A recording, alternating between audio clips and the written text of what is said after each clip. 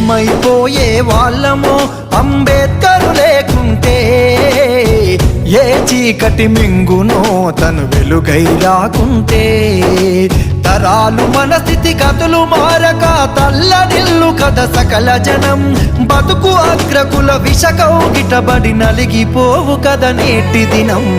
ఏమైపోయే వాళ్ళమో అంబేద్కర్ లేకుంటే, ఏ చీకటి మింగునో తను వెలుగై రాకుంటే.